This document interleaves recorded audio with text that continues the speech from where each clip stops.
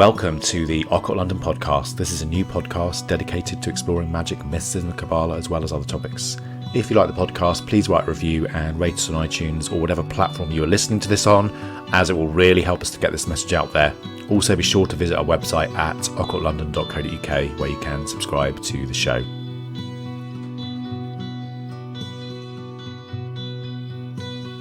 In today's episode, we'll be continuing our discussion on the different signs of the Zodiac by looking at some of the spiritual, mythological and magical aspects relating to the constellation of Sagittarius. This is the 9th sign of the Zodiac, represented by a centaur, a mythological creature who is half man and half horse. Interestingly, this is also the only sign to have both a human and animal representation. Sagittarius is the starry archer, the centaur, who points his arrow at the centre of the galaxy, and can usually be seen low on the southern horizon near to Scorpio in the northern hemisphere during the summertime. This constellation lies between Capricorn and Scorpio on the Zodiac band, and since ancient times it's very much been connected with the centaur pointing his arrow at the centre of our galaxy, and also where it sits is one of the most populated areas of stars and nebulae.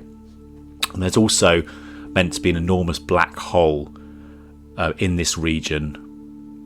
This constellation was described by the famous astronomer Menelaus in the 1st century AD as glorious in his Cretan bow, centaur follows with an aiming eye, his bow fully drawn and ready to let fly.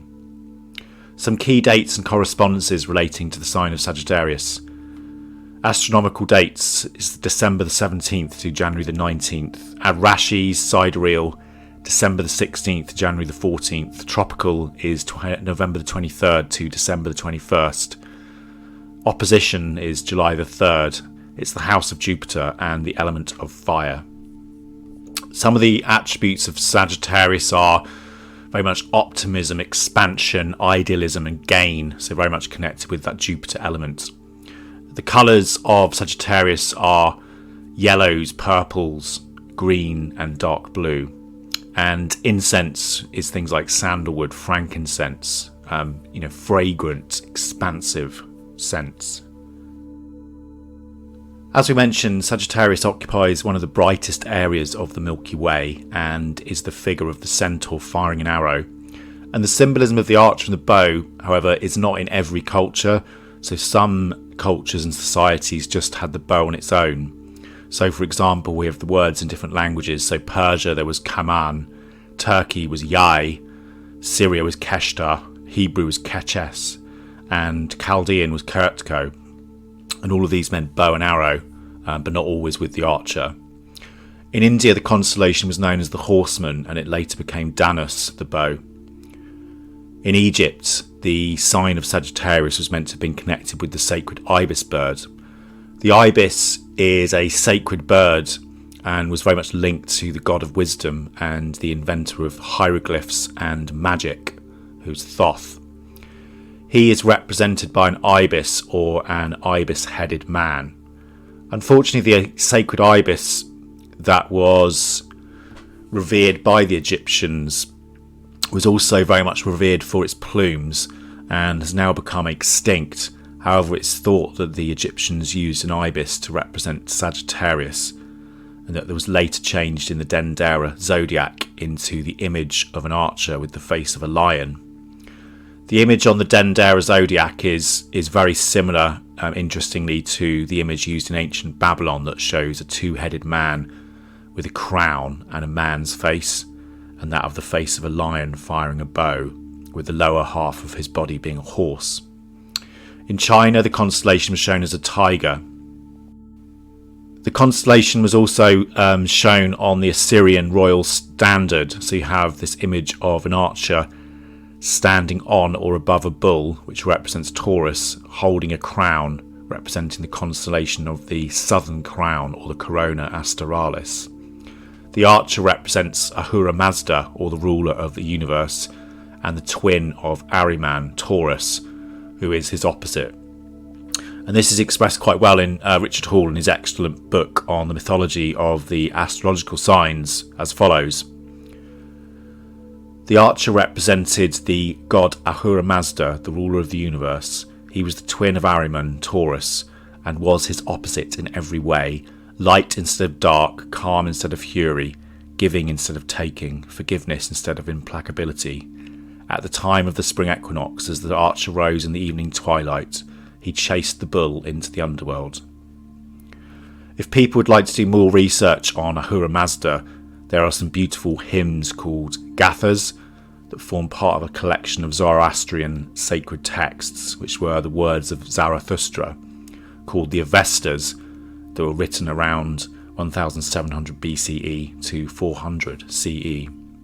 And I quote, "I pray to thee, O Mazda, with uplifted hands and to thy Holy Spirit, first of all, and hope that through truths and righteousness I would enjoy the light of wisdom and a clean conscience, thus bringing solace to the soul of Mother Earth creation. I shall verily approach and succeed in seeing thee, O Mazda Ahura, Lord of wisdom and creator of life, through pure mind and enlightened heart.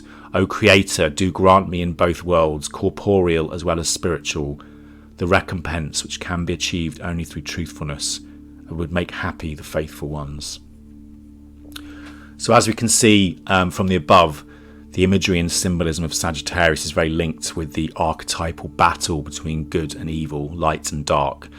And this idea of the constellation and its symbolism being connected to the beauty and also the imagery of a beast that is half man and half beast is interesting, particularly if one thinks about the idea of our light side and our dark side.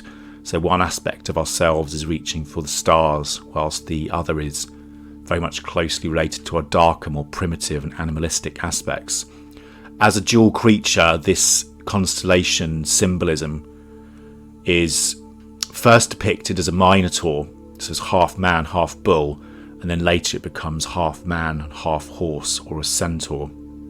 And one theory on this is that it changed to a centaur when the first horseman arrived, who appeared to have the body of a man but the legs of a horse, because no one had seen anybody riding a horse before.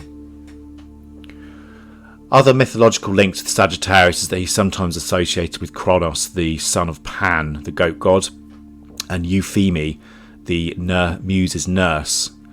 Kronos was raised by the muses and is a skilled hunter. And Sagittarius and Scorpius are sometimes seen as opposites. So Scorpius is a symbol of darkness, while Sagittarius is light. And for the past few millennia, the winter solstice has been in Sagittarius as it rises in the winter, and it drives away the dark and the days begin to go longer again. Sagittarius has also always been associated with good luck and fortune, so hence the house of Jupiter, but also known as the domicile of Diana, who is, as we all know, is also connected with the archer. In the Greek myths, the constellation of Sagittarius is represented by the great god Chiron, who is the son of one of the most important titans, Saturn. Chiron was a friend, and he's kind of a go-between between the gods and man, and is also meant to have taught the arts of medicine, hunting, riding, music, and prophecy to mankind. And he's also meant to have taught some of the famous Greek heroes such as Achilles, Castor and Pollux, and Hercules. The story goes that one day whilst hunting boar, the great Hercules has accidentally hit Chiron on his knee with a poisoned arrow. Chiron is meant to have been in agony, but because he's an immortal, he was not able to die. So Hercules promises Chiron that he would find death to release him. Whilst he is hunting, he comes across Prometheus, who's chained throughout eternity to a rock where an eagle tears at his liver.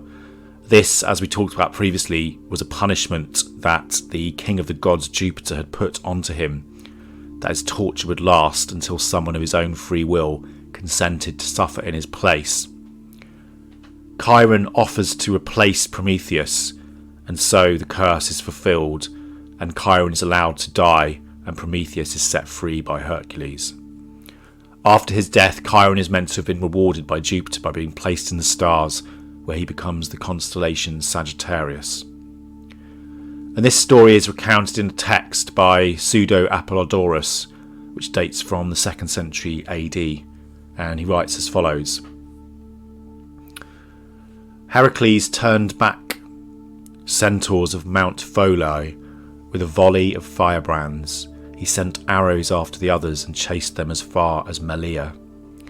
There they took refuge with Chiron, who after the Lapithae had driven him from Mount Pelion, settled on Malea.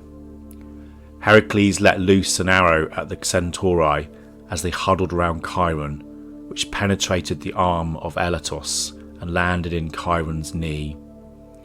In horror, Heracles ran to him, pulled out the arrow and dressed the wound with a salve that Chiron handed him.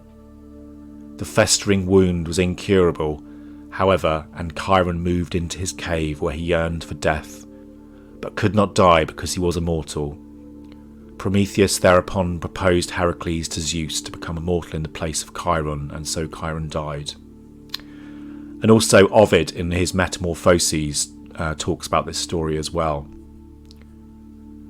Chiron, you are mortal now and destined by your birthright to live on through all eternity, will long to die when you are tortured by the serpent's blood, that agonising poison in your wounds, and saved from immortality. The gods shall put you in your death's power, and the three goddesses shall unloose your threads of fate. From a magical perspective, the energy of Sagittarius is ruled by the planet Jupiter and also fire. So this is a very active, it's a very adventurous energy. As we saw on our series on the planets, Jupiter is the planet that rules wisdom, prosperity, spiritual growth, and personal growth, as well as wealth and expansion. And from a Kabbalistic point of view is connected with the Sephirah of Chesed. The combination of Jupiter with energy with fire, which is very much about willpower, creativity, initiative, drive and enthusiasm. So it's a very powerful combination, Jupiter with that fire element. Also, the symbolism of the archer gives us this idea of shooting for the stars, and the philosophy that it's better to, set the aim high and miss the goal than never to shoot the arrow at all, never to try. So this is a very powerful energy of exploration, adventure, renewal, and above all, really strong transformative experiences. That's all we've got time for this week. However, I'd like to finish today's episode with a poem written by a poet called Peter Patten that I discovered that I felt expresses the idea of Chiron very well. O mighty Chiron, immortal centaur of the gods, O great creature of exceptional goodness and wisdom, I see you shining brightly in the night skies like a burning amethyst in the celestial constellations.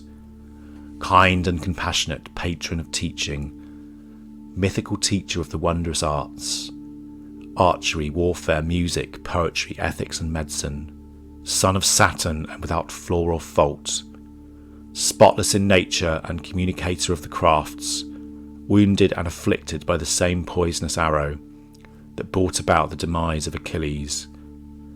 You freely gave away your life and immortality to release the wise Titan Prometheus from his bondage, and endure his vicarious punishment chained eternally to the mountain, and lift the rage and curse of King Zeus.